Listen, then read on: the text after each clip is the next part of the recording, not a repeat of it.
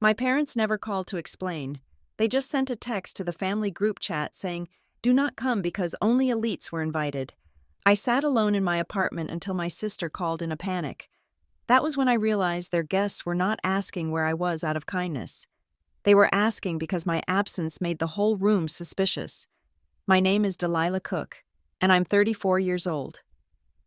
I was sitting alone in my apartment in Seattle, nursing a cup of lukewarm tea, when my phone screen lit up with a notification that made my stomach turn. It was not a call. It was a notification from a group chat I had been removed from 2 years ago. The Cook family. The banner flashed across the top of my screen. "You were added by Marjorie." I stared at the device as if it were a bomb counting down. My thumb hovered over the screen, trembling slightly.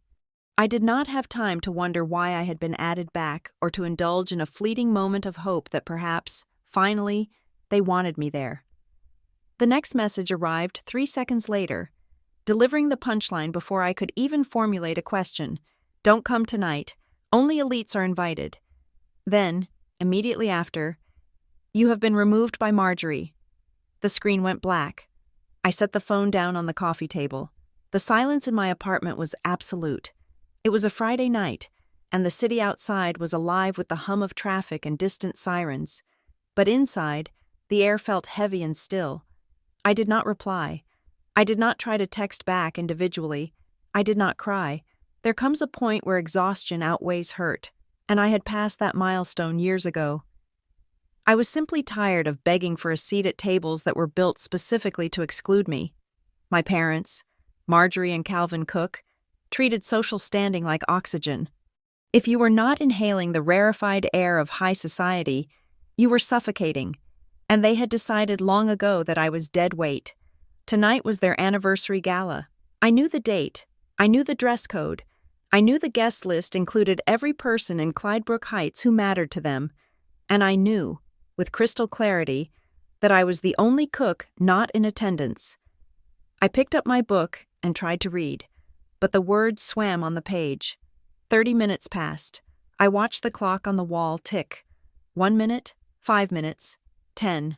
I imagined them there. I imagined my mother in her emerald silk gown, holding a champagne flute, laughing her practiced laugh that sounded like wind chimes made of ice.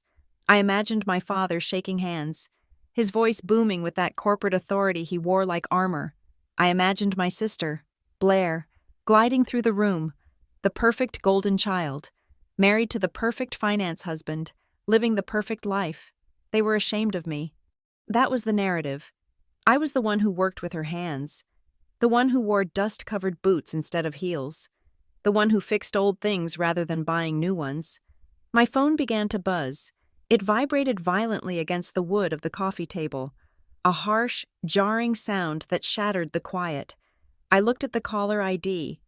Blair. I frowned. Blair never called. Blair texted. Or she sent perfectly curated photos of her vacations. Or she forwarded requests from Mom. But she never called, and certainly not on the night of the biggest event of the year, unless something was on fire. I slid the icon to answer and brought the phone to my ear. "Hello? Why didn't you tell us?" Blair's voice was high, tight, and laced with panic. In the background, I could hear the distinct roar of a large party, the clinking of silverware, the swell of a string quartet, the low murmur of 100 conversations.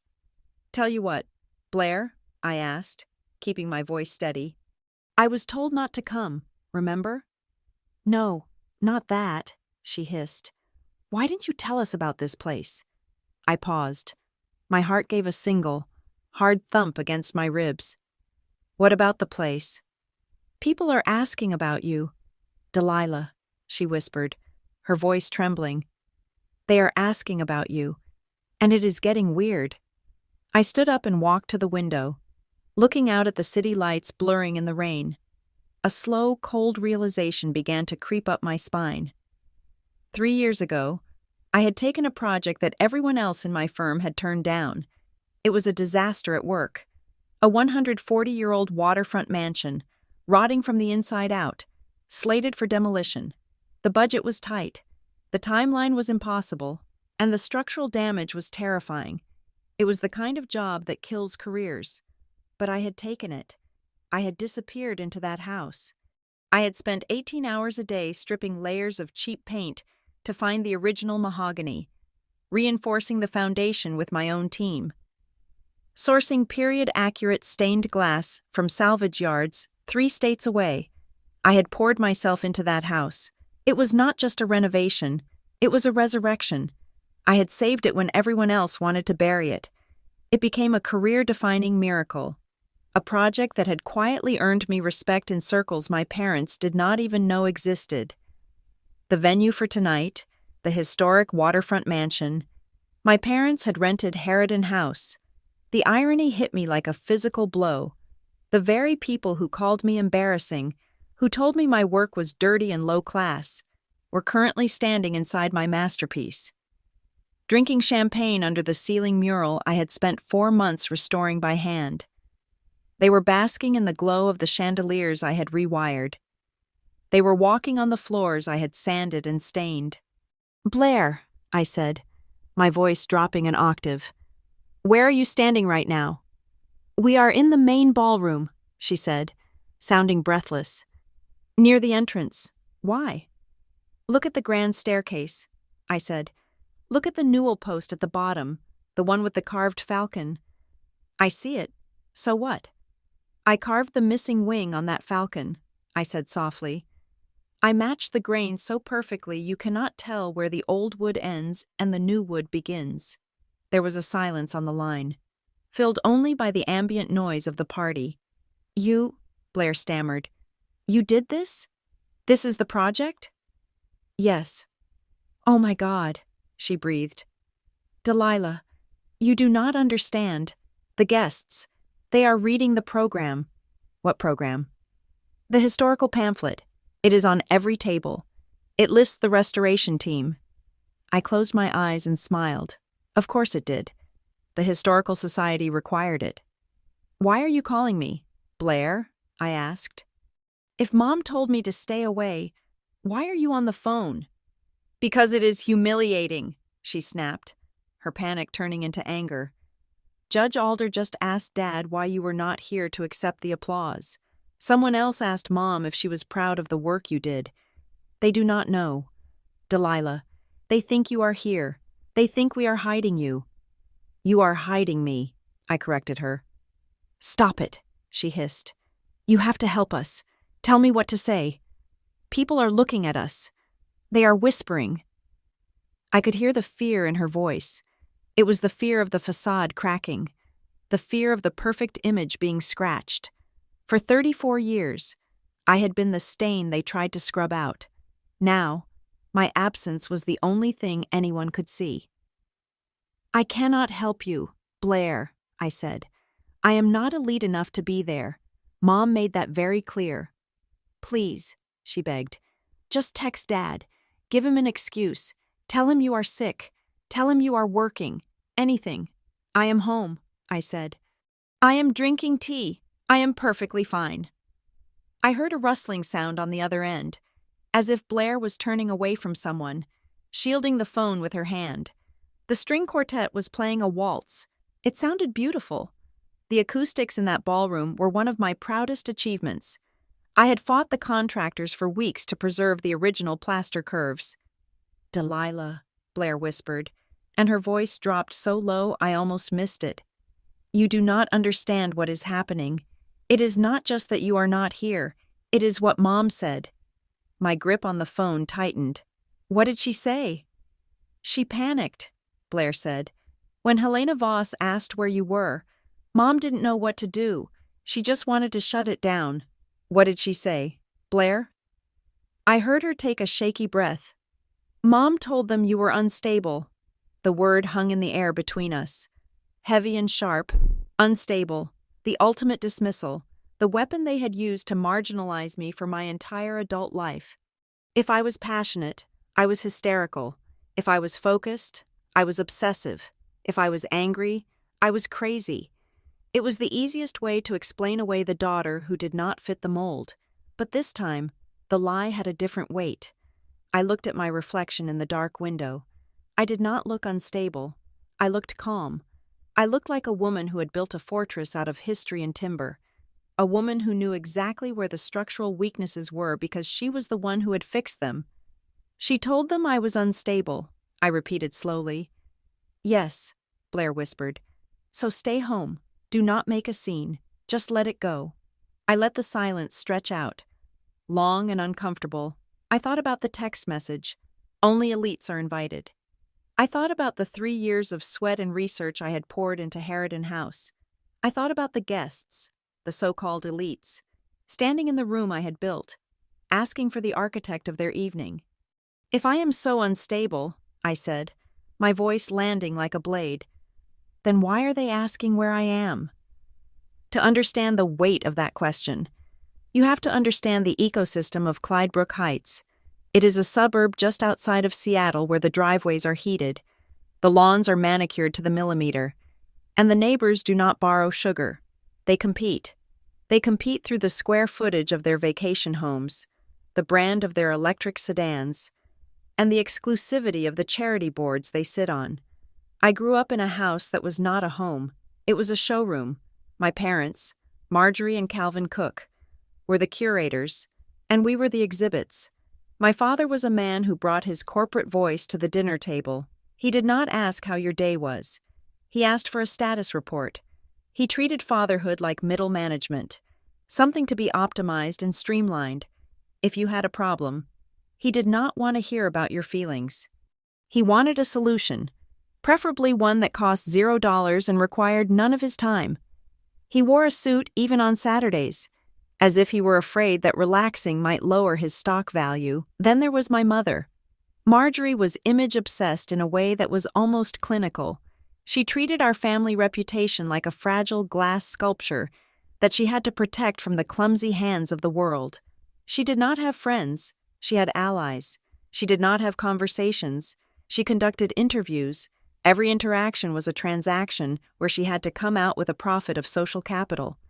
And then there was Blair. My older sister was the winning daughter. It was not a title she fought for. It was a role she was born to play. Blair was charming, social, and possessed a terrifying ability to mirror exactly what people wanted to see. She was the one who remembered birthdays. She was the one who knew how to hold a wine glass without smudging it. She married Graham Mercer, a finance guy with a jawline that looked expensive and a personality that was entirely beige. Together, they were the golden couple. They were the future of the Cook family brand. I was the odd one. I was the daughter who liked dirt, while Blair was taking ballet and learning how to network at age 12. I was in the backyard digging up old bottles and wondering who had held them 100 years ago. I did not care about the new luxury condos going up downtown. I cared about the Victorian houses they were tearing down to build them. When I chose a career in historic preservation, my parents looked at me as if I had announced I was joining a circus. They did not understand it. To them, old meant broken. It meant used. It meant pre-owned. In Clydebrook Heights, you did not fix things. You replaced them. My work is muddy. It is quiet. It involves crawling into crawl spaces filled with century-old dust and analyzing rot patterns in timber. It is invisible work. You do not see preservation when it is done right. You only see the building standing tall, looking as if it has always been that way. But to get there, you have to get your hands dirty, and the cooks do not do dirty.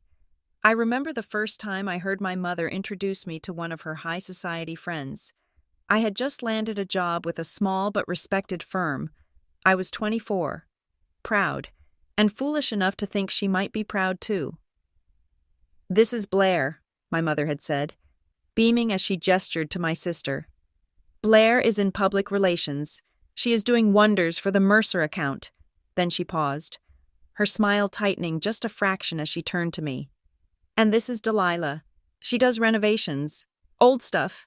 She waved her hand vaguely, as if I spent my days gluing broken plates back together in a basement. She made my career sound like a hobby, and a messy one at that. She stripped away the architectural degrees, the structural engineering knowledge, and the historical expertise, reducing me to a handyman. I stopped correcting her after the third time. It was easier to let her believe I was a failure than to explain that I was saving history she was too shallow to appreciate. That was when the erasure began. It was subtle at first. A family photo where I was standing a little too far to the left when the Christmas card arrived in the mail 2 months later. The photo had been cropped. I was gone. Just a shoulder or a stray lock of hair remained on the edge of the frame, a ghost in the margin.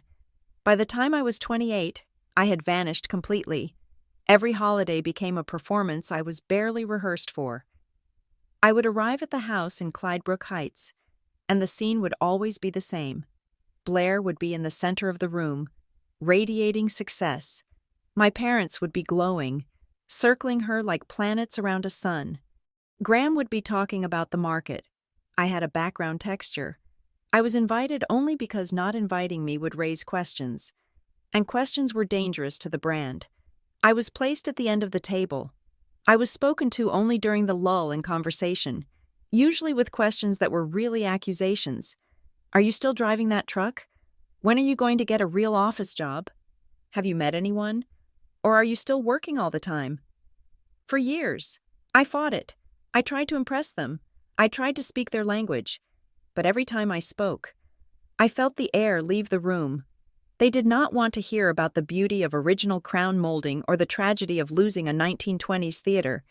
They wanted me to be Blair, and I was constitutionally incapable of being Blair. So I learned a dangerous skill. I learned to stop talking. I became an observer in my own family. I sat at those dinners, nursing a single glass of wine, and I watched. I watched how my father's eyes darted around the room when he lied about his golf score. I watched how my mother's kindness was always transactional, offered only when someone important was watching. I watched how Blair looked exhausted the moment the camera was off her, how her smile dropped like a heavy curtain when Graham looked at his phone instead of her. They thought my silence was submission. They thought I was quiet because I had nothing to say, because I was intimidated by their brilliance. They mistook my lack of volume for a lack of intelligence. They spoke freely in front of me because they did not think I was listening. Or at least, they did not think I understood the subtext of their conversations. They were wrong. I was not sulking. I was studying. I was cataloging their insecurities, their little cruelties, their desperate need for validation. I learned that my father was terrified of being irrelevant. I learned that my mother was terrified of being ordinary. I learned that Blair was terrified of being exposed as unhappy. I collected these truths like I collected architectural artifacts. I polished them. I stored them away. I let them underestimate me because there is power in being the person nobody worries about. The person nobody thinks is a threat is the person who sees everything. My silence wasn't a weakness. It was a blueprint. 3 years ago.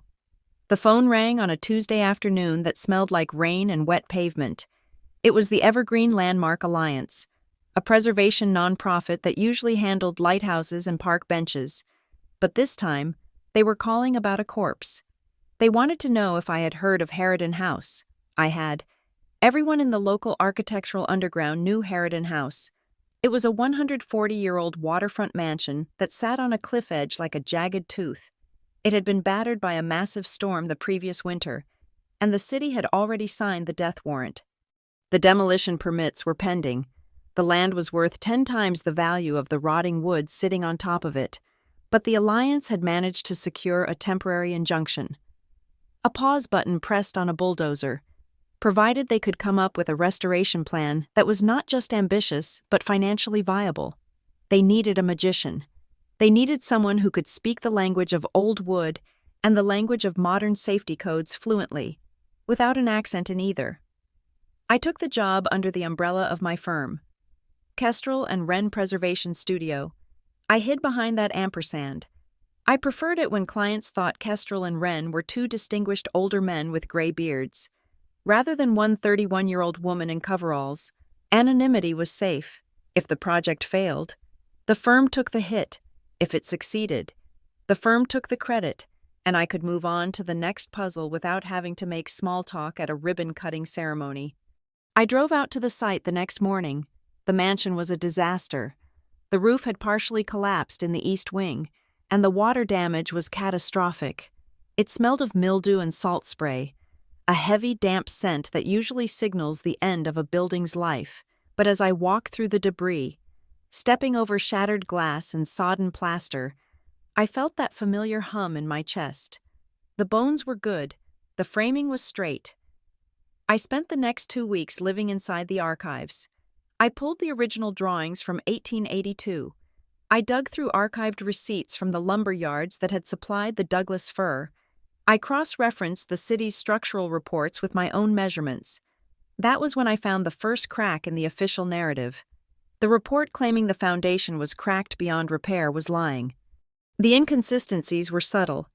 A miscalculated load-bearing ratio here, an exaggerated water table reading there, but together, they painted a picture of a demolition that was being expedited for convenience. Not safety, the damage had been exaggerated.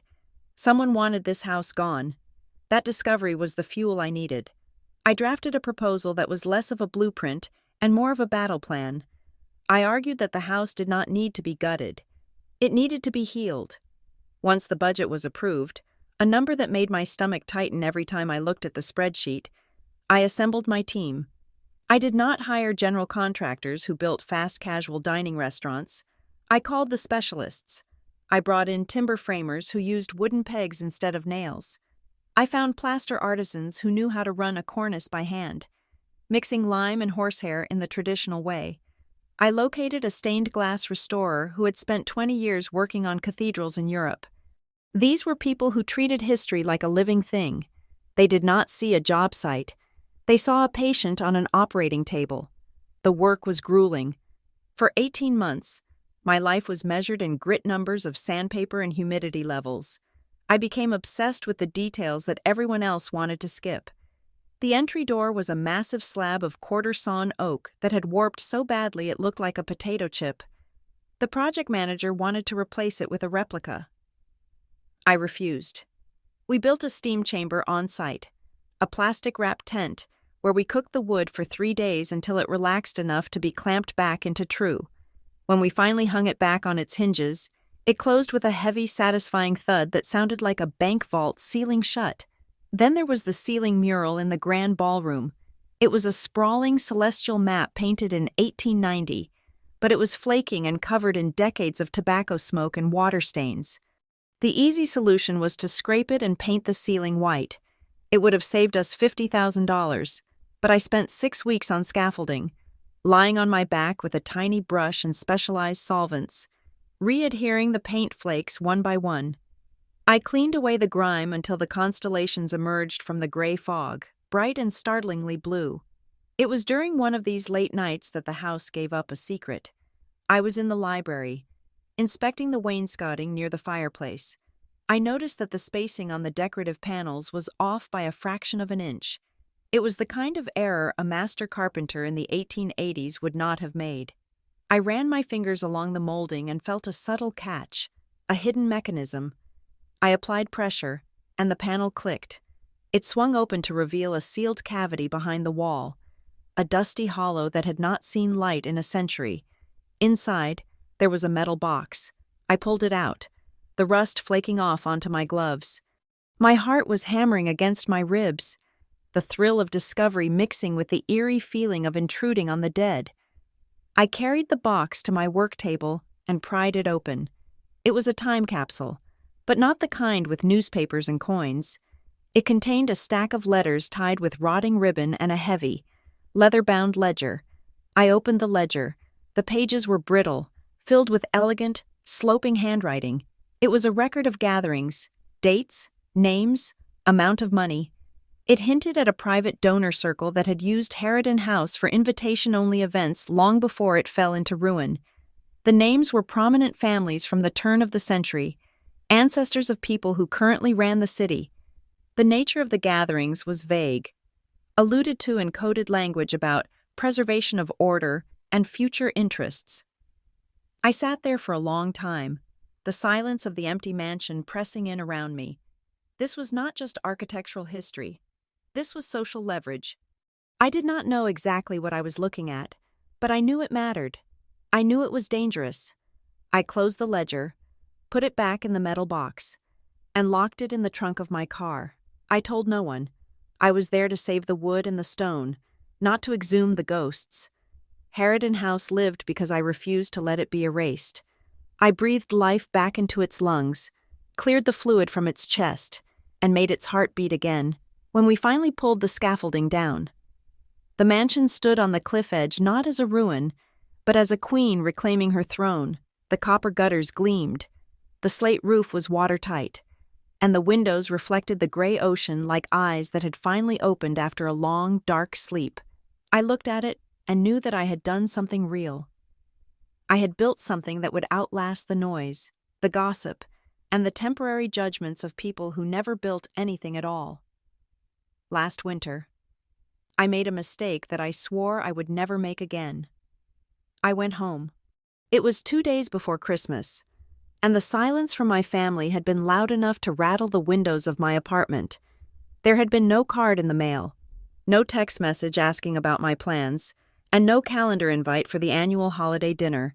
A rational person would have taken the hint. A rational person would have stayed in Seattle, ordered Thai food, and watched a movie. But I was not rational when it came to the cooks. I was still operating under the delusion that love was a currency I could earn if I just worked hard enough, if I just showed up with the right smile and the right offering. So I drove to Clydebrook Heights. The roads were slick with black ice, and the houses on my parents' street were blazing with enough voltage to power a small airfield. Every lawn featured a tasteful professional light display. There were no inflatable Santas here, only white lights wrapped tightly around birch trees, precise and joyless. I parked my truck around the corner so it would not be seen from the front window. I walked up the driveway clutching a gift I could not really afford. It was a first edition monograph of Pacific Northwest vernacular architecture, a heavy, beautiful book filled with plates of timber framing and coastal bungalows. It had cost me $300, which was the better part of my grocery budget for the month. I had bought it because my mother had mentioned, 6 months prior, that she wanted to stack some intelligent-looking books on the new credenza. I thought if I gave her something that fit her aesthetic, she might see me. I rang the doorbell. I could hear the chime echo inside, followed by the muffled sound of laughter. When the door opened, the laughter escaped into the cold night air. My mother stood there. She was wearing a cashmere sweater the color of oatmeal and holding a glass of white wine. When she saw me, she did not smile. She did not frown. She simply paused. It was a hesitation that lasted perhaps 2 seconds, but in that time, I felt my entire history with her condensed into a single, painful point. She looked at me the way one looks at a delivery driver who has arrived with a package she did not order and does not want to sign for. "Delilah," she said. Her voice was flat. "We did not think you were coming. I thought I would stop by," I said, the lie tasting like ash in my mouth. "To drop this off. Merry Christmas, Mom." I held out the heavy, silver-wrapped package. She took it with one hand, the way you might take a dirty rag. "Well," she said, stepping back just enough to allow me to pass. "We have guests. Try not to be in the way." I stepped inside. The house smelled of pine needles and expensive candles, a scent that always made my stomach tighten. In the living room, a fire was crackling behind a glass screen. My sister, Blair, was standing by the hearth, holding court. She was wearing a red silk dress that looked tailored to her body, and she was holding up her phone, showing photos to a small circle of rapt admirers. I drifted toward the edge of the room, removing my coat but keeping it folded over my arm, a subconscious signal that I did not plan to stay. "And this was at the charity auction," Blair was saying, her voice bright and projecting to the back of the room. "We raised $50,000 in one night. Graham was amazing with the donors. We are just so exhausted, but it is worth it."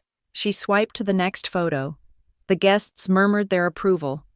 They were neighbors, mostly, people I had known since childhood, but who looked at me now with glazed, unrecognizable eyes. I stood by a potted fern, feeling the familiar sensation of being invisible. I was not a person here. I was furniture. I was a lamp that had been placed in the wrong corner. My father was standing near the wet bar, pouring a scotch for a man I recognized from the local papers. It was Harrison Thorne, a venture capitalist who owned half the waterfront property in the county. My father's posture was rigid, his chest puffed out.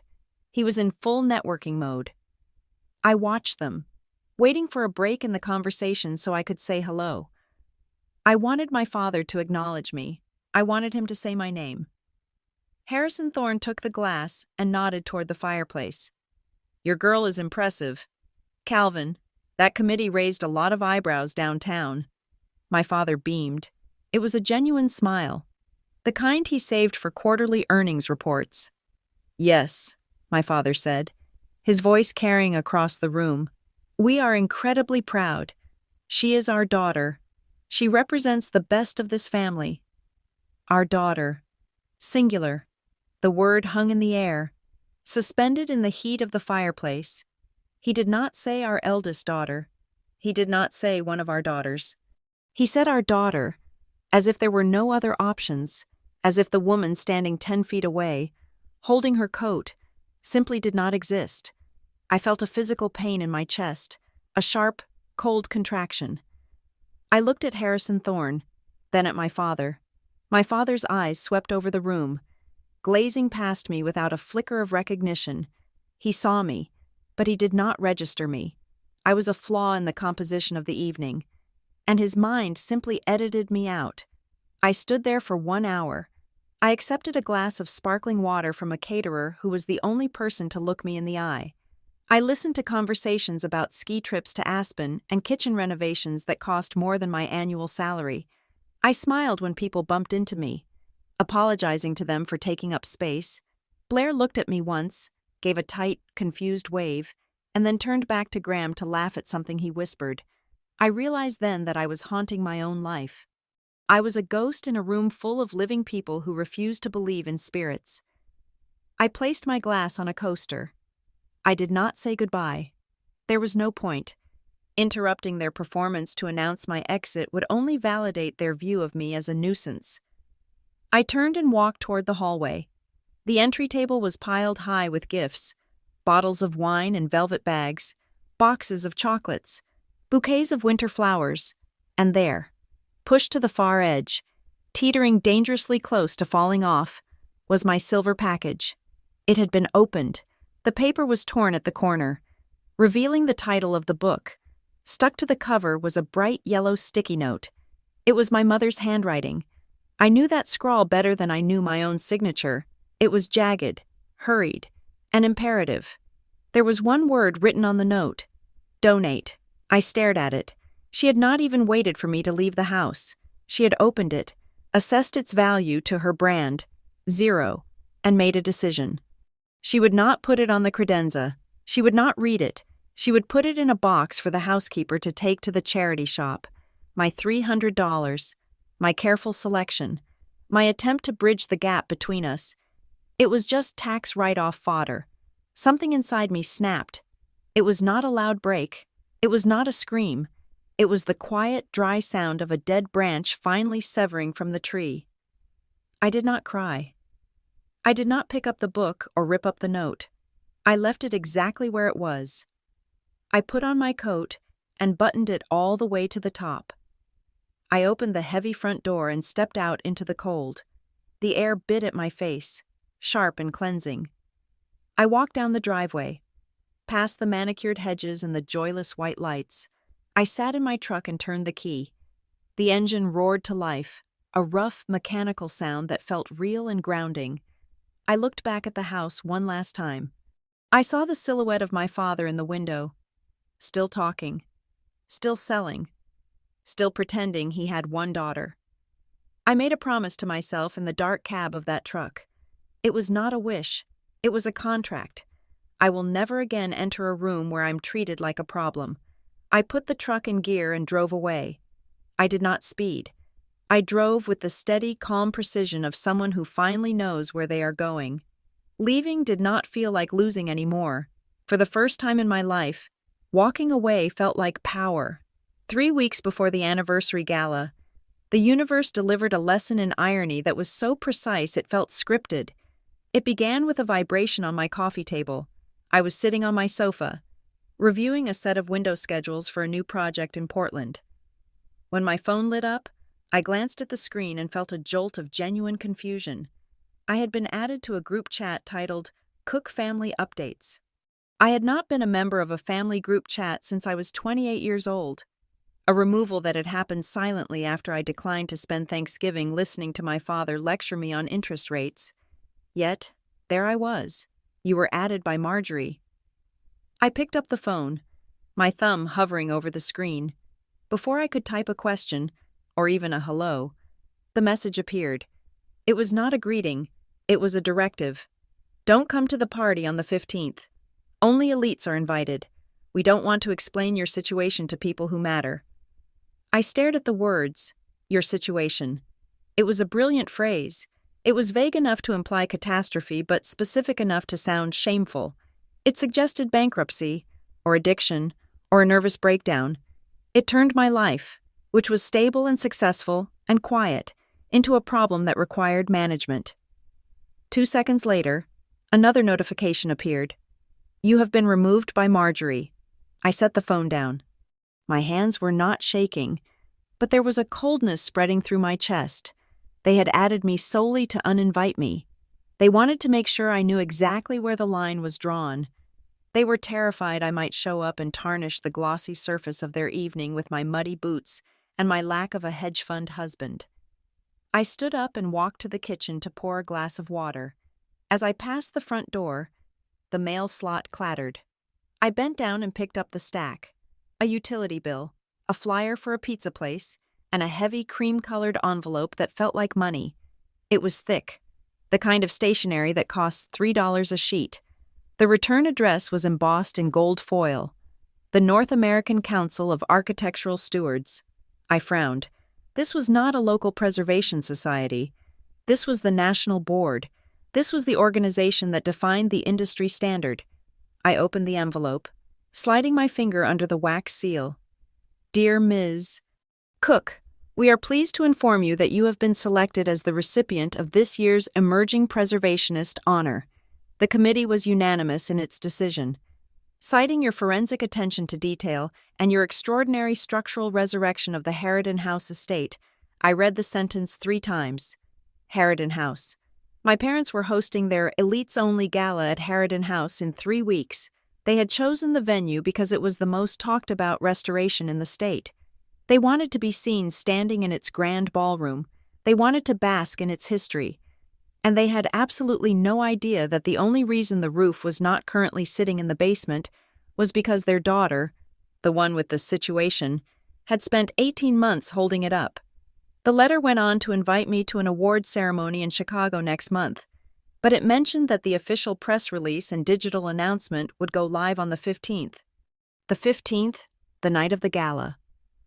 I sat down at my kitchen table, the letter in one hand and my phone in the other. The symmetry of it was dizzying. My phone rang.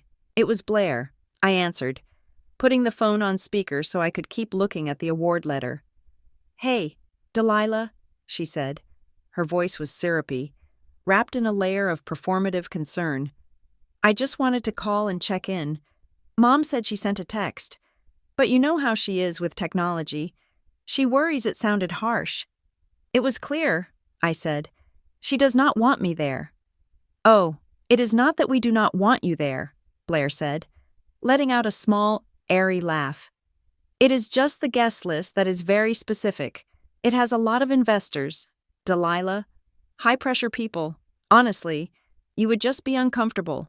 We are trying to protect you from that environment. Protect me, I repeated flatly. Yes, you know how you get in crowds. You get so quiet. And then people ask questions, and it gets awkward for everyone. We just want you to have a relaxing night at home. Maybe order some food. Take a bath. She was speaking to me as if I were a golden retriever that got anxious during thunderstorms. I understand, Blair, I said. I will not be there. Good, she breathed, the relief audible. That is really for the best. We will send you photos. She hung up. 5 minutes later, my father called. Delilah, he said. His voice was brisk. the tone he used when confirming a golf tee time. "I assume Blair spoke to you?" "She did." "Good. The guest list is final. We have security at the door, and I do not want any misunderstandings. This is a crucial night for the family brand. We cannot have any distractions." I was the distraction. I was the variable they could not control.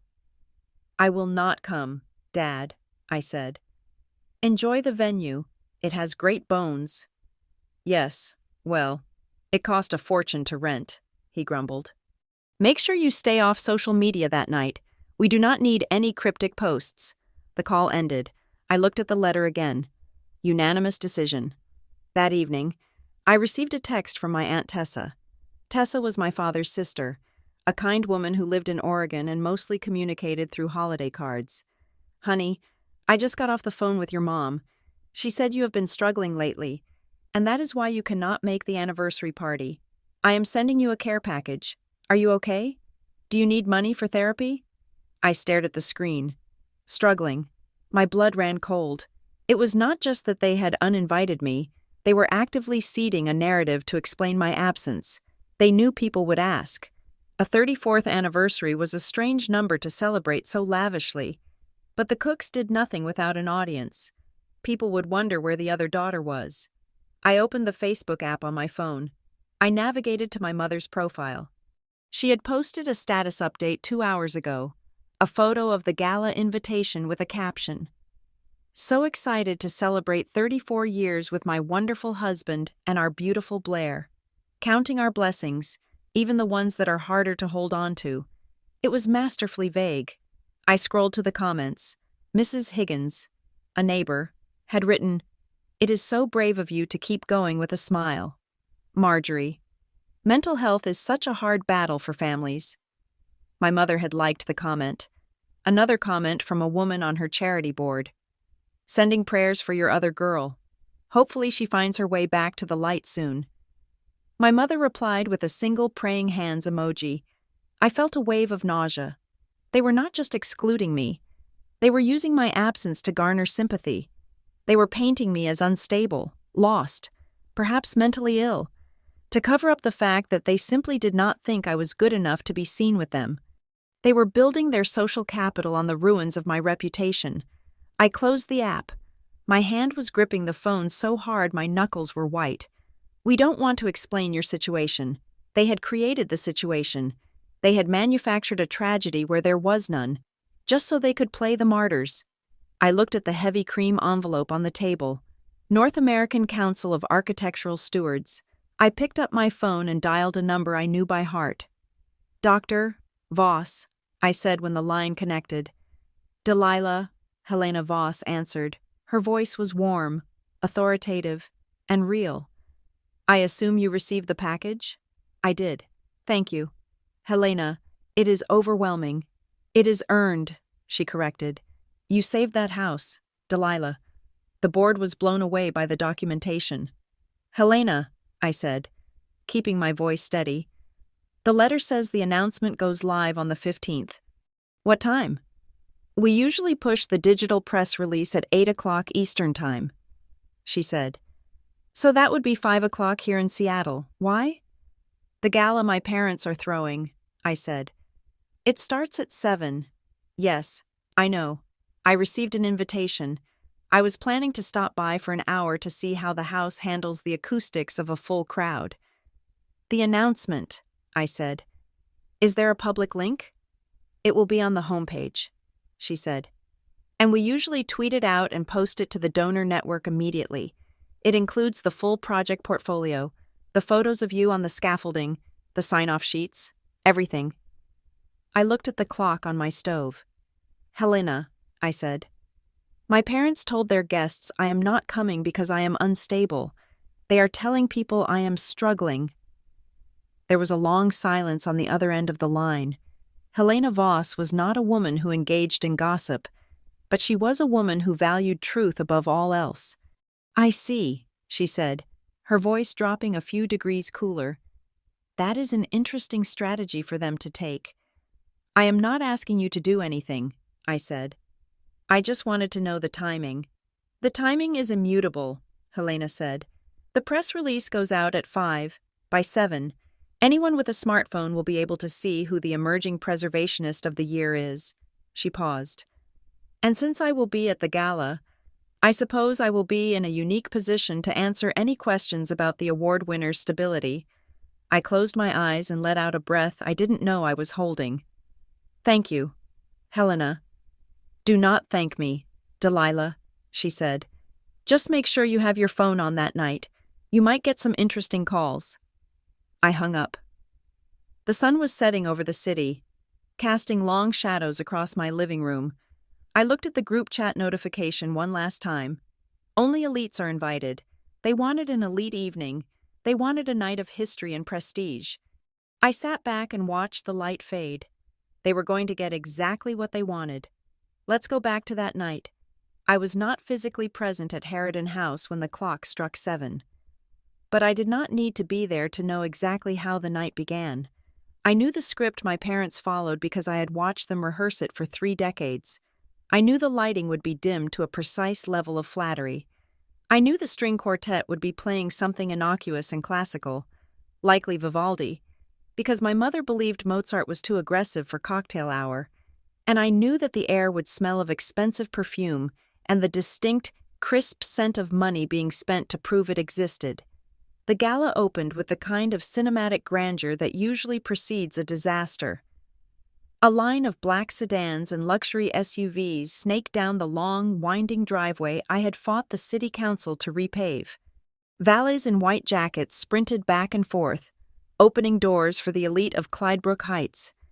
Women stepped out in gowns that cost more than my first car, their heels clicking on the stone steps I had spent weeks sourcing from a quarry in Vermont. The house itself was dressed like a dream.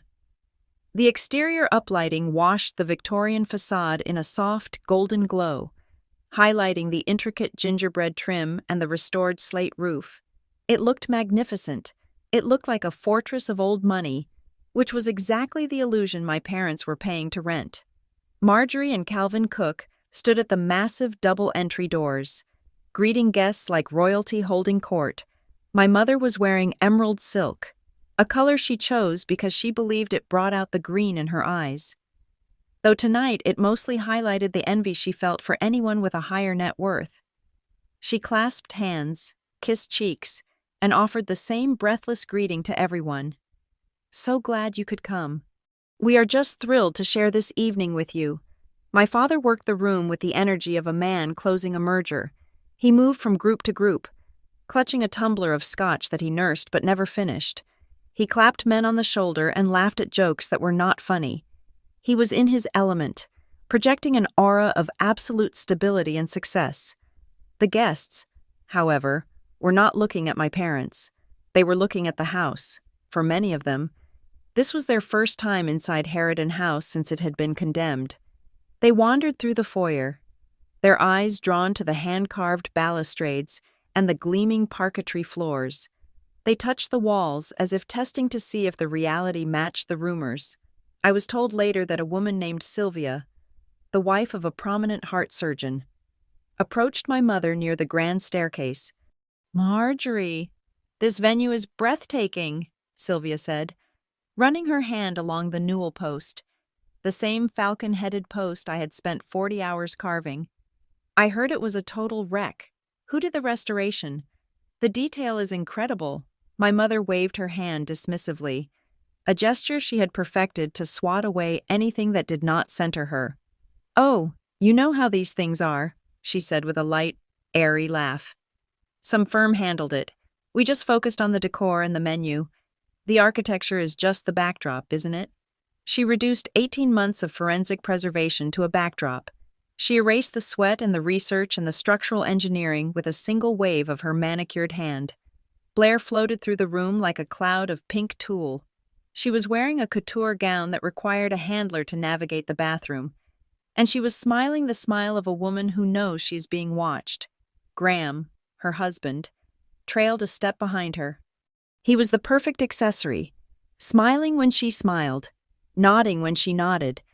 But those who looked closely noticed that his eyes were not on his wife. He was scanning the room, watching the exits, watching the waiters. watching the way my father laughed a little too loud. Graham was a finance guy. He knew how to spot a bubble that was about to burst. Then, the atmosphere shifted. It was not a loud change. It was a drop in pressure. The heavy oak doors opened, and Dr. Helena Voss walked in. Helena did not wear couture. She wore a sharp black architectural suit that looked like it could cut glass. She did not have a husband on her arm or a clutch of diamonds at her throat.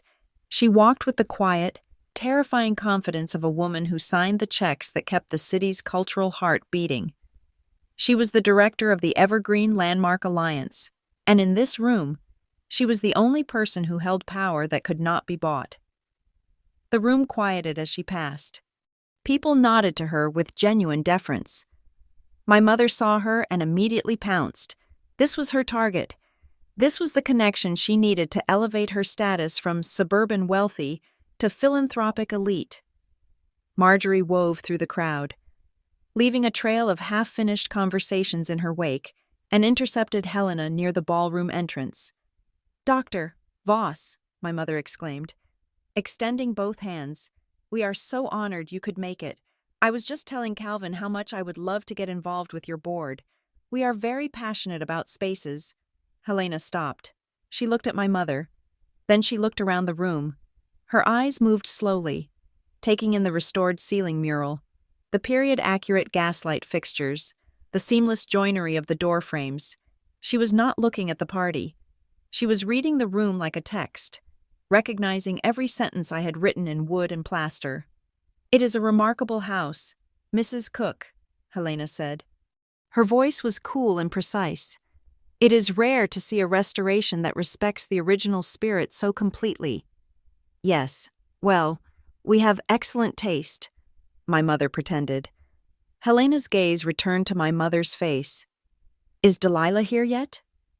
The question landed in the space between them like a stone dropped in a pond.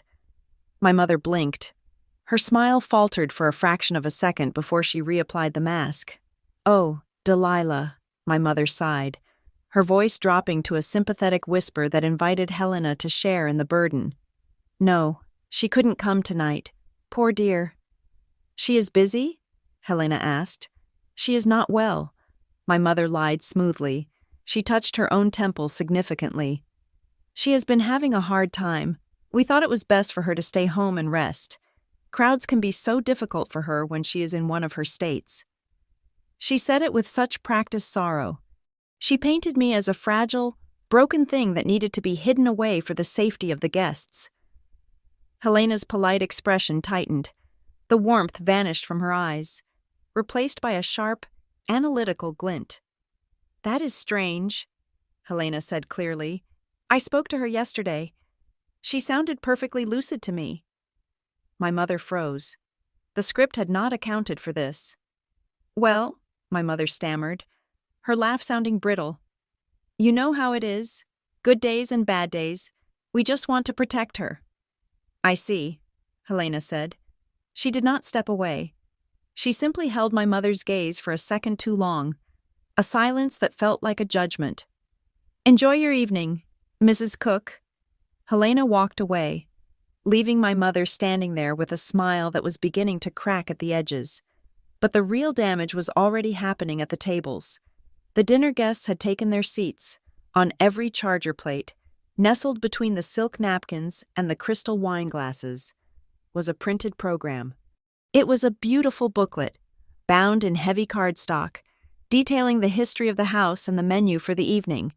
My parents had paid for the printing, but the Historical Society had mandated the content regarding the venue.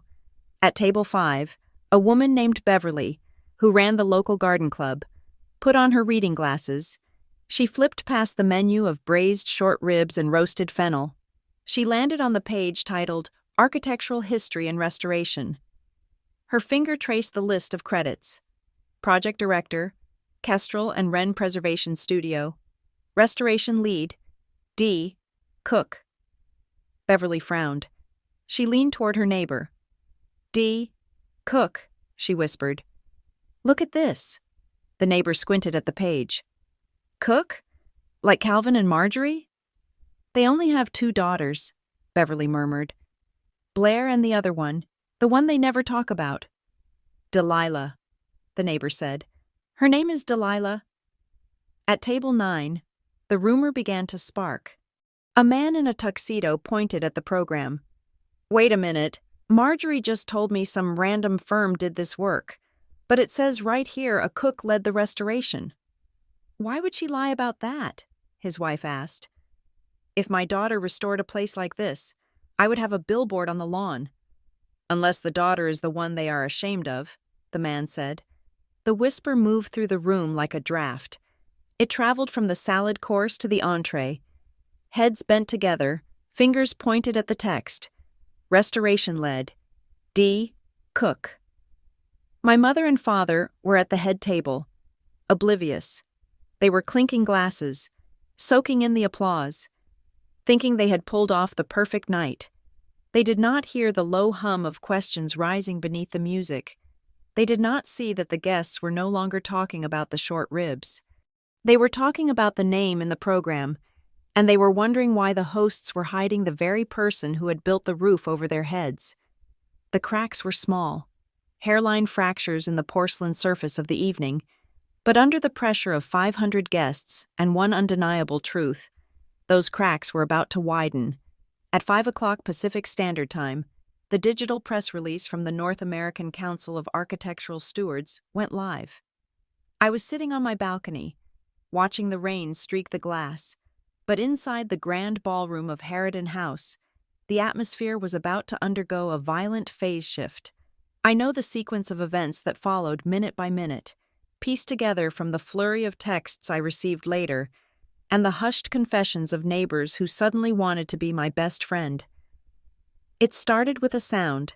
It was not a loud noise, but a collective, synchronized vibration.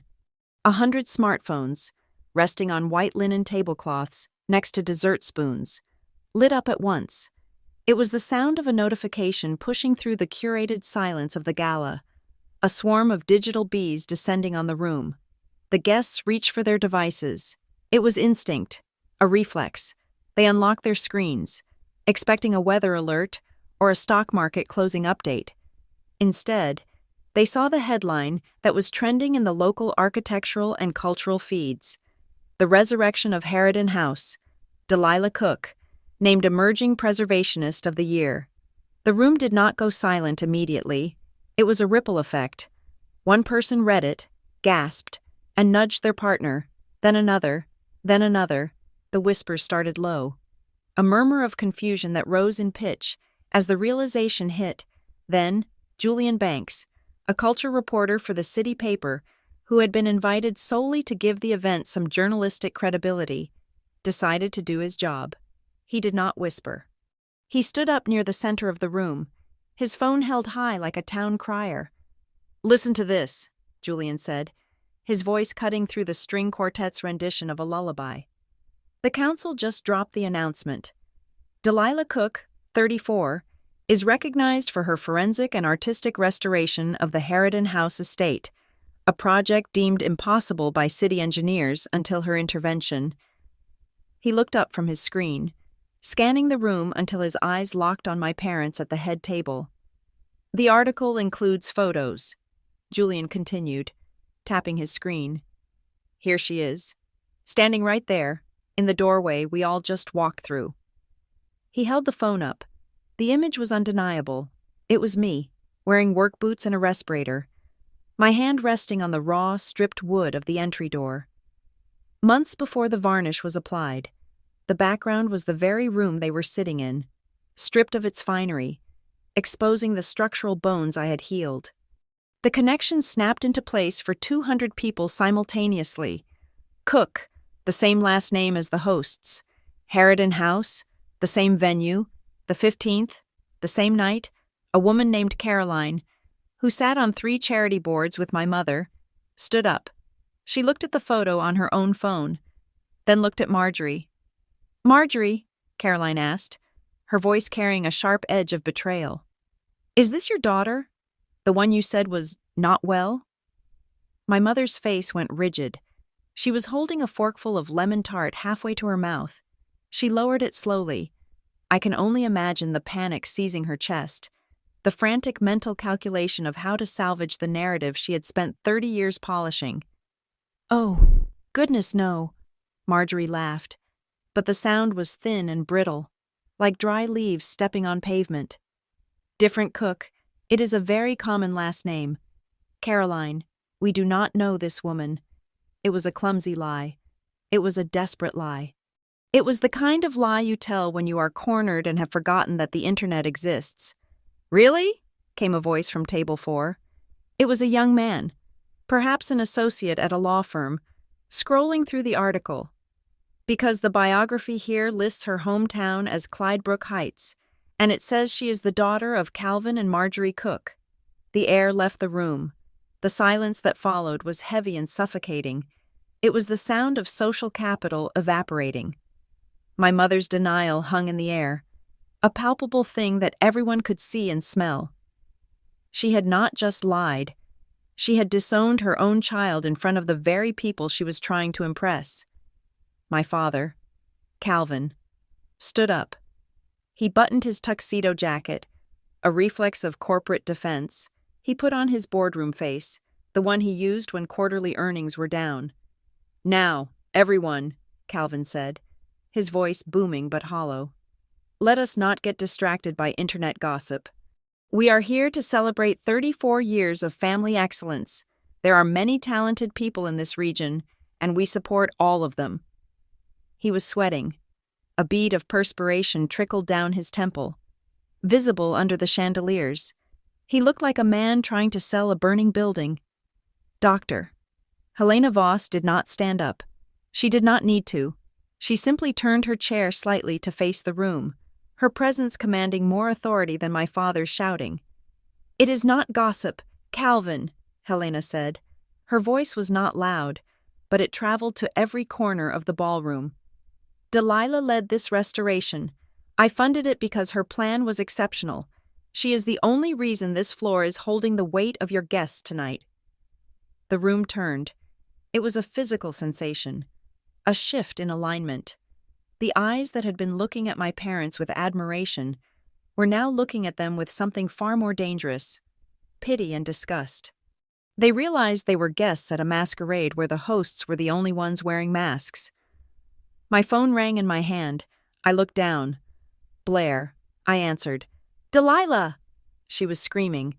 I could hear the background noise of the gala, the murmur of shocked voices, the clinking of silverware. She must have run into the hallway. "What did you do?" "I am sitting on my couch."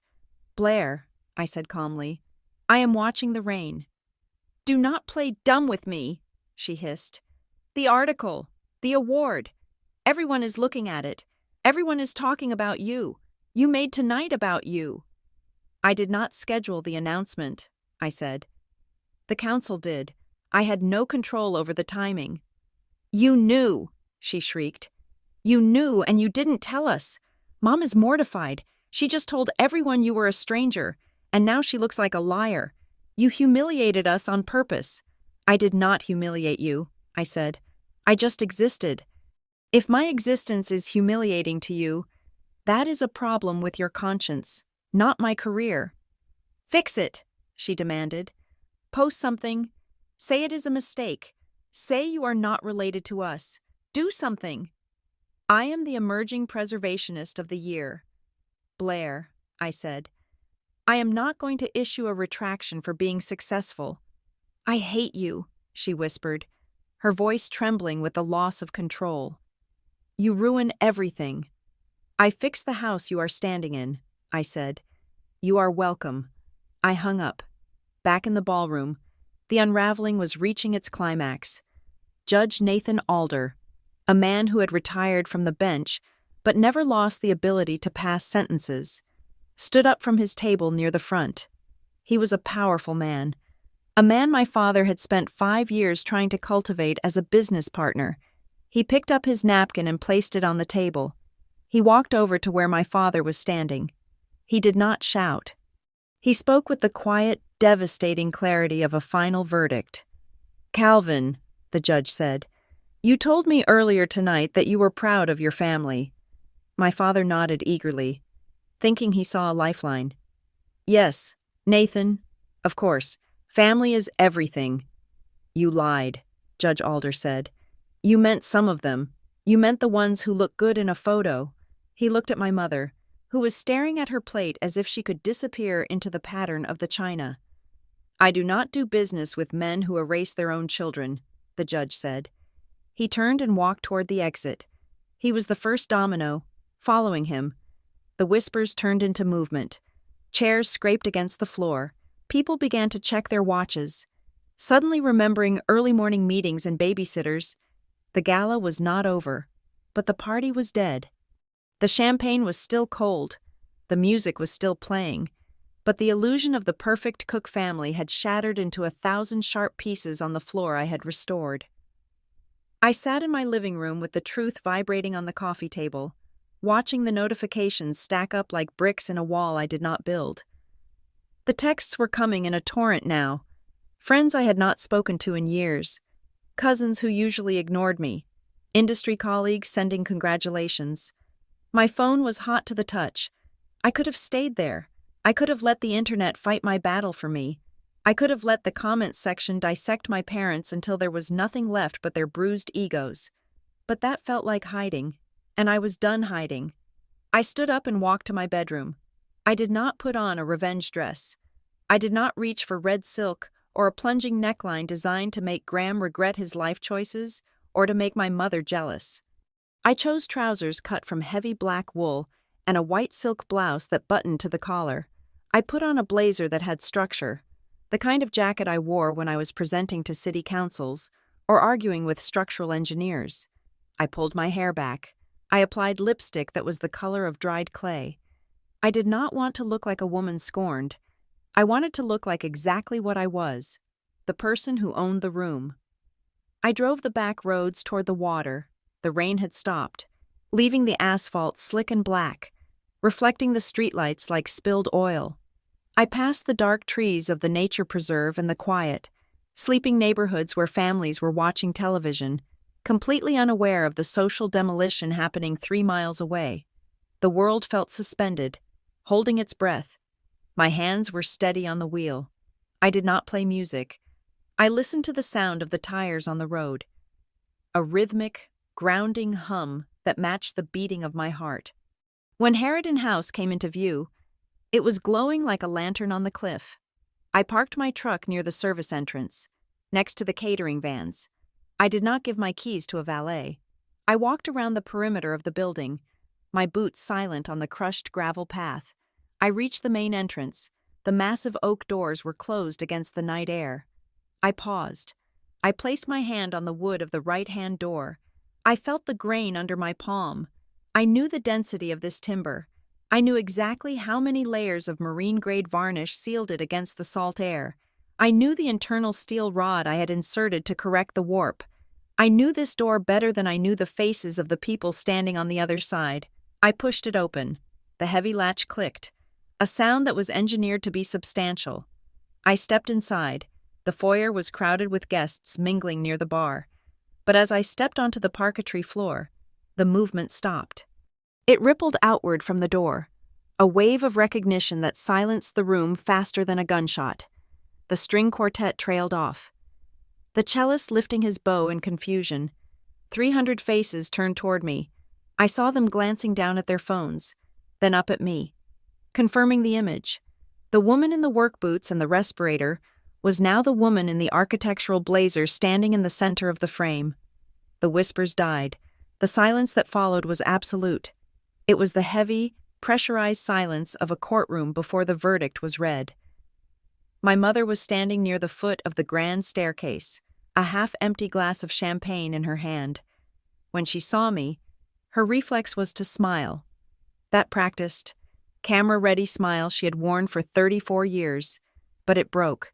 For half a second, the mask slipped, and the room saw the panic underneath. Her eyes darted to my father, then to the guests, then back to me. She looked trapped. My father, Calvin, went rigid. He took a half-step forward, his instinct to intercept, to manage, to escort the problem away, but he stopped. He saw the way the guests were looking at me.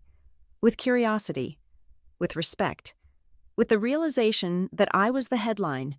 I walked toward them. I did not rush. I walked with the measured pace of a site inspector checking for compliance.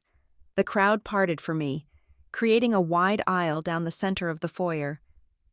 I stopped 5 feet in front of my parents. "Hello, Mother? Hello, Father?" "Delilah," my father said, his voice low, a warning growl disguised as a greeting. "We did not think you were coming." "I know," I said. My voice was even, pitched to carry without shouting. "I got your message. I know I was not invited.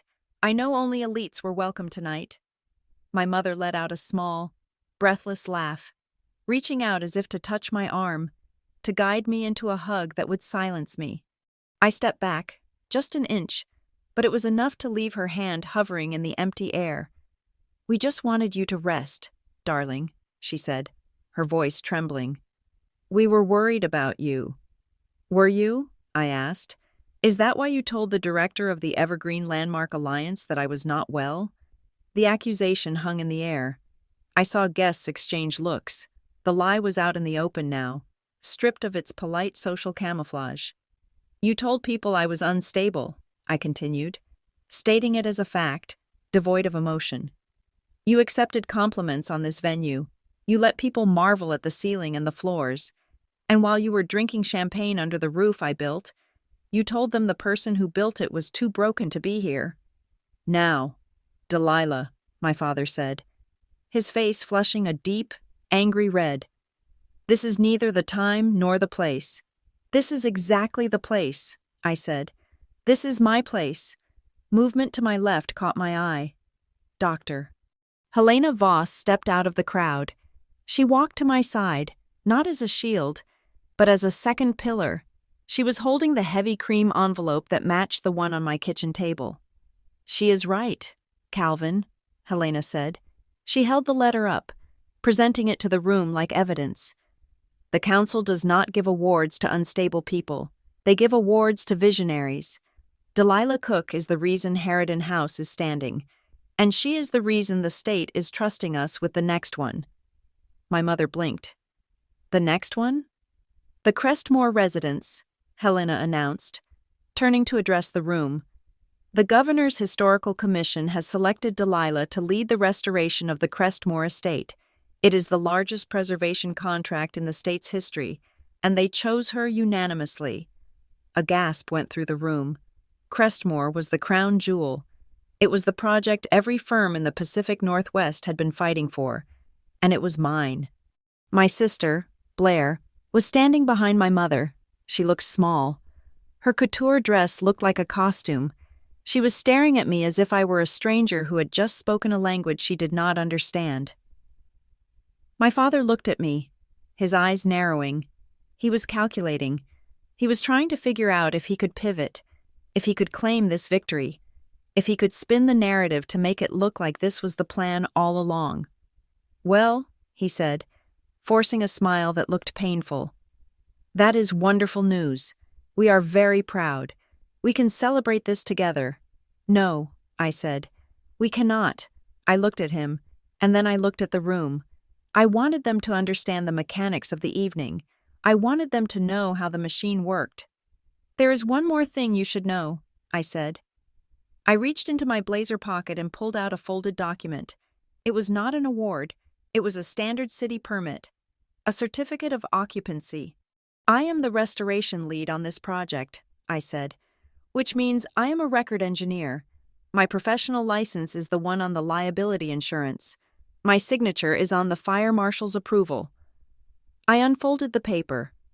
"This gala," I said, my voice dropping to a level of absolute authority.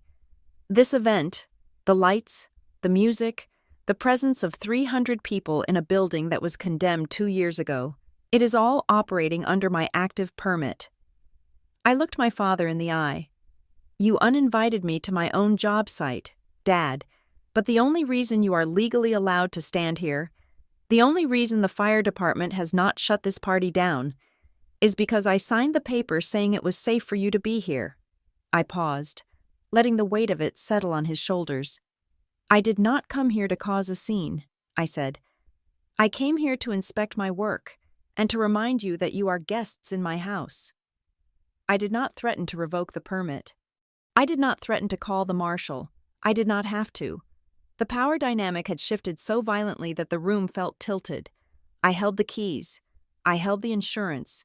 I held the safety of everyone in the room in my hand. The hand they said was shaking. The hand they said was unstable.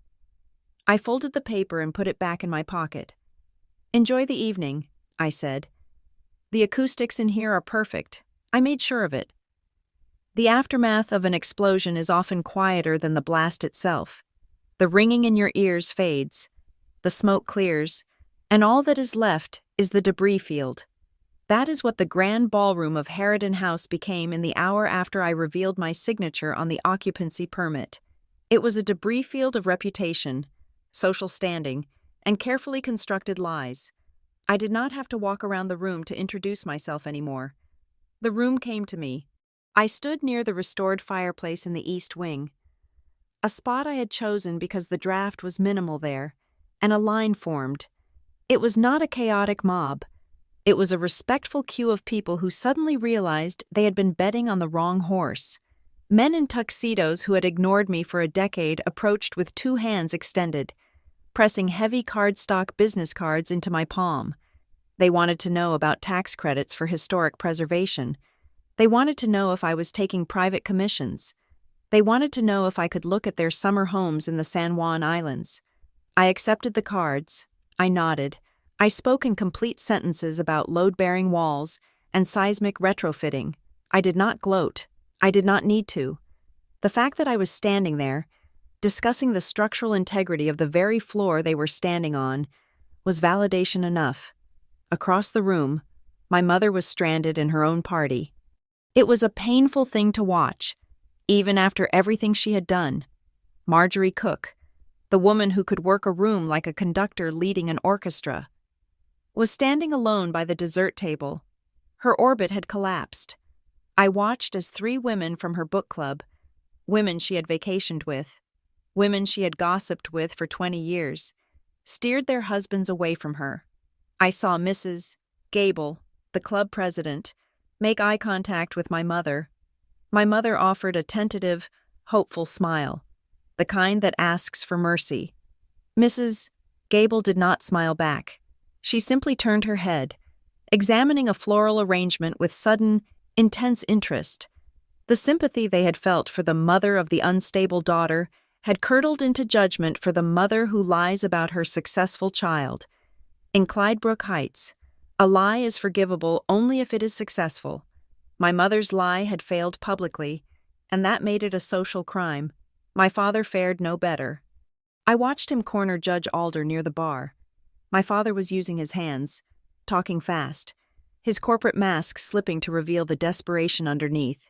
He was trying to salvage the deal, trying to explain that it was all a misunderstanding, a communication error.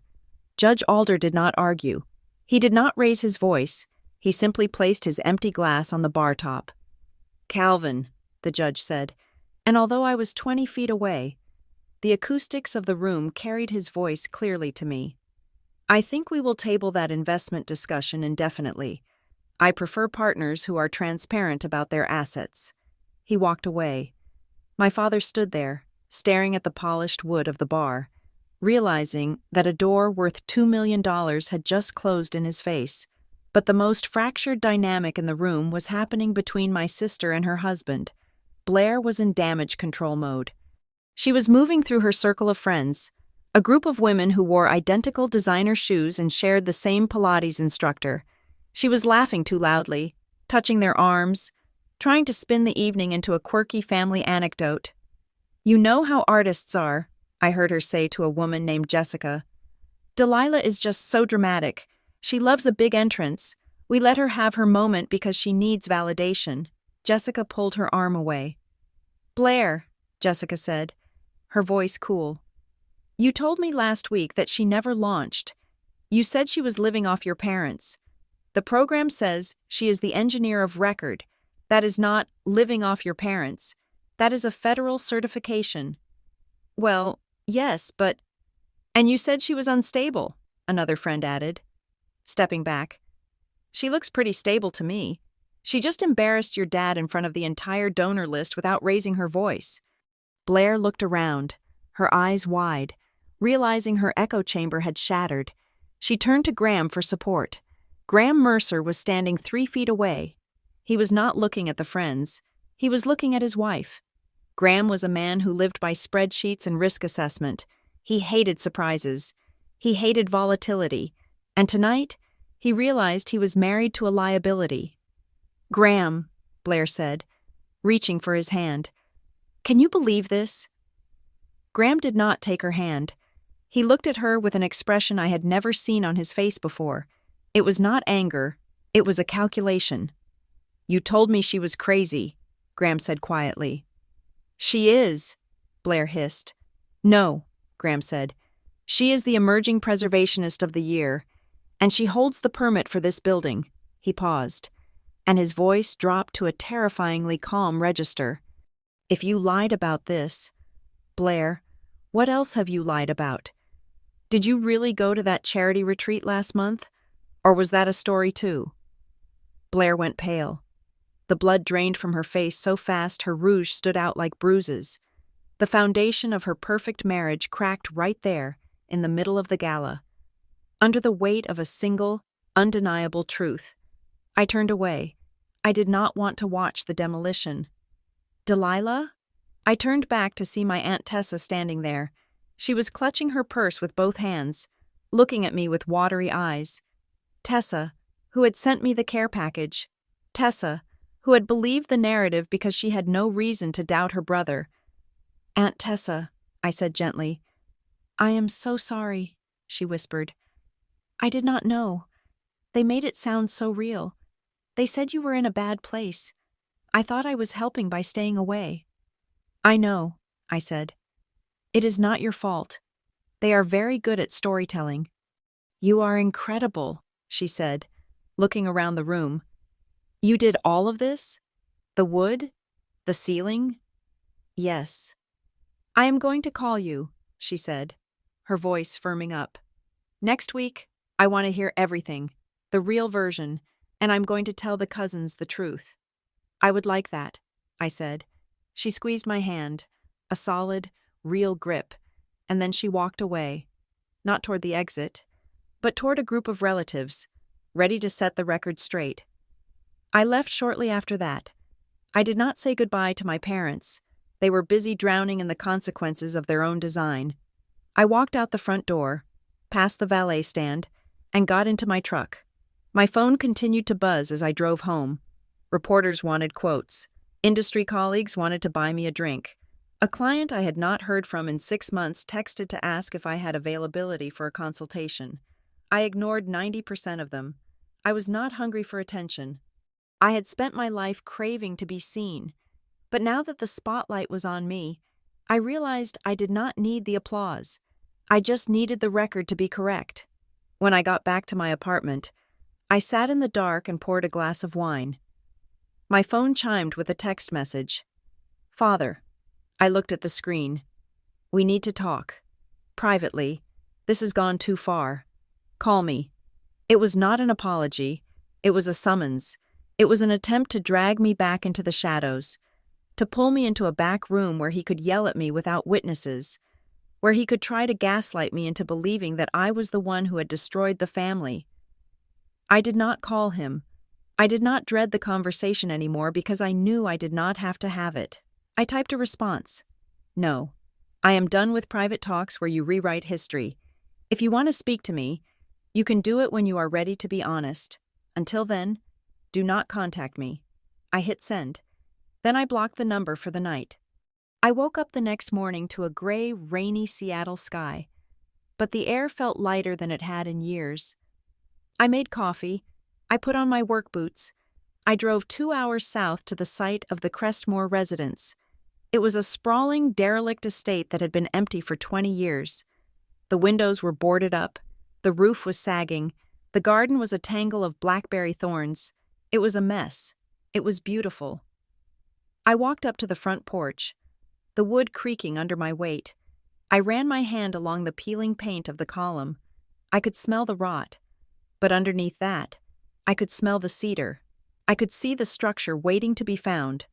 For the first time in my life, my head was clear. There was no static. There was no voice in the back of my mind telling me I wasn't enough. I took a deep breath, filling my lungs with the damp, earthy air. It felt like breaking the surface after holding my breath for 34 years. I pulled out my tape measure. I had work to do. 6 months later, the rain had finally stopped, and the Crestmore residents stood against a sky that was a piercing, impossible blue. It was the day of the Phase 1 unveiling. A milestone event meant to show the state officials and the historical board that their $3 million investment was safe in my hands. The air smelled of fresh cedar sawdust and expensive coffee. I was standing near the podium, checking the microphone levels. When I saw them, they walked up the gravel path as if they were the guests of honor. Marjorie was wearing a pale yellow suit that screamed spring optimism, and Calvin was walking with that familiar chest-forward strut of a man who believes he owns the ground he steps on. They were smiling. They were shaking hands with the lieutenant governor. They were nodding at the donors. They were uninvited. I felt a cold knot tighten in my stomach. I had not spoken to them since the night at Harridan House. I had blocked their numbers. I had returned their letters unopened, yet here they were, acting as if the last 6 months of silence were just a quirky family misunderstanding. Helena Voss appeared at my elbow. Her face was not welcoming. It was grim. "Delilah," she said, her voice low. "Why are they here?" "I did not invite them," I said. "Security must have let them through because of the last name." "You need to see this," Helena said. She handed me a tablet. On the screen was an email chain. The subject line read, "Exclusive donor opportunity. Crestmore, Phase 2. The email appeared to be from me. It was signed by Delilah Cook, project lead. It used my professional headshot. But the body of the email was a solicitation I had never written. It asked donors to streamline their contributions by routing them through the Cook Family Philanthropic Trust to ensure expedited allocation to the preservation team. I read it twice. The audacity took my breath away. They were not just crashing the party.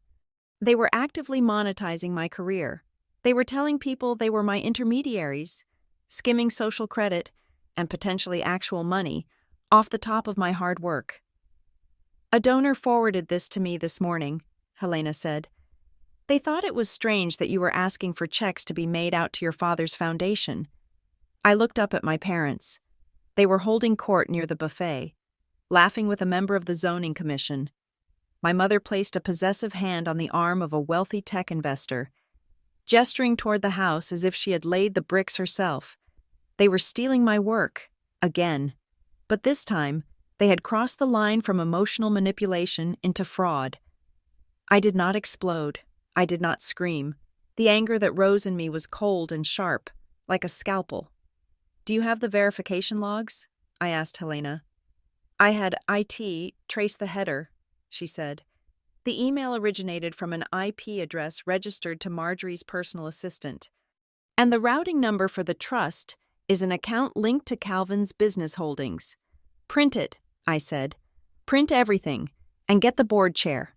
20 minutes later, the ceremony began. The crowd took their seats on the white folding chairs arranged on the lawn. My parents sat in the front row, beaming up at me, daring me to cause a scene. They were betting on my silence. They were betting that I would be too polite, too afraid of ruining the family brand to expose them in public. They had bet against the wrong daughter. I walked to the podium. I adjusted the microphone. I looked out at the 200 people gathered there, craftspeople, historians, city officials, and donors. "Preservation is not just about saving old wood," I began. "It is about truth. It is about scraping away the layers of paint and rot to reveal what is actually there. We do this work because we believe that history deserves to be told honestly, without embellishment and without erasure." I saw my father nod sagely, as if I were quoting him. "However," I continued, my voice hardening, "sometimes preservation requires removal. We have to cut out the rot to save the structure. I picked up the stack of papers Helena had placed on the lectern. It has come to my attention, I said, looking directly at the front row, that some of our donors have received a solicitation for funds regarding Phase 2. The smile on my mother's face faltered. My father went pale. This solicitation, I said, lifting the document, claimed to be from me. It asked for $50,000 to be routed through the Cook Family Trust. It implied that my family is securing funding for this project. A murmur went through the crowd. I saw the tech investor my mother had been talking to frown and cross his arms. I want to be very clear, I said, my voice ringing out across the lawn. I did not send this email. The Crestmore project has no financial affiliation with the Cook family, and I have here the digital trace logs provided by our security team. I did not look down at the papers. I looked at my parents. The emails were sent from the office of Marjorie Cook. The bank account listed belongs to Calvin Cook. The silence on the lawn was absolute. It was not the stunned silence of the gala. It was the horrified silence of a crime scene. To use a preservation project as a front for personal social climbing is unethical, I said. To solicit funds under a false identity is fraud. I turned to the head of the historical board, who was standing to my right. I am submitting this evidence to the board immediately. I cannot allow the integrity of this project to be compromised by people who are trying to attach their name to work they did not do. I looked back at my parents. My mother was pale, her hand covering her mouth. My father looked as if he had been punched in the gut. They were not the powerful elites anymore. They were grifters caught in the act. Security has been notified, I said, closing the folder. Please remove the unauthorized parties from the donor circle. I stepped back from the podium. There was no shouting match. There was no dramatic exit with sobbing. It was far more brutal than that. 2 uniformed security officers approached the front row. They spoke quietly to my parents. The board chair, a man who controlled half the real estate permits in the city, walked over and said something to my father that made Calvin flinch. I watched them stand up. They did not look at the crowd. They walked down the center aisle, their heads down, stripped of their narrative. They were escorted to the parking lot, not as VIPs, but as liabilities. The ceremony continued. I shook hands. I accepted the oversized ceremonial check, made out to the correct nonprofit. I answered questions about the slate roof, but I kept one eye on the parking lot. When the event was over, I walked to my truck. My father was standing by his car, alone. My mother was sitting inside, refusing to look out the window. I walked over to him. He looked older than he had 6 months ago. The bluster was gone. The corporate armor had been dented beyond repair. "Delilah," he said. His voice was raspy. I stopped 10 feet away. I did not move closer. "Why?" I asked. "You have money. You have status. Why did you need to steal mine?" He looked at the ground, then at me. For the first time in my life, I saw him struggle to find a sentence that wasn't a sales pitch. "We wanted to be part of it," he said quietly. "Everyone was talking about you. You were the winner. We just wanted to be the parents of the winner." "You were the parents of the winner," I said. "All you had to do was show up and be proud. But you couldn't do that. You had to own it. You had to control it." "I can fix this," he said, the old instinct flaring up weakly. "I can talk to the board. I can explain it was a miscommunication with the assistant." "No," I said. "You cannot fix this. The board has barred you. You are done in this town. Dad, the only thing you have left is the truth." I opened the door of my truck. "I am offering you one door," I said. "If you ever want to speak to me again, you will do it without the mask. No more family brand, no more press releases. Just you, admitting who you are. Truth first, image second. And if I can't do that?" he asked, and there was genuine fear in his eyes. "Then you have 2 daughters who are strangers," I said, "and you have a big empty house to think about it in." I got into my truck. I did not look back at him. I started the engine and drove out of the Crestmore gates. The road ahead was open. The sun was setting, casting long, golden shadows across the highway. But I was not driving into the dark. I was driving into the life I had built with my own hands, brick by brick, truth by truth. I did not need an invitation to enter. I had the keys, and for the first time, they belonged only to me. Thank you so much for listening to this story. I would love to know where you are tuning in from right now. Drop your city and your local time in the comments below so we can see how far this story has traveled.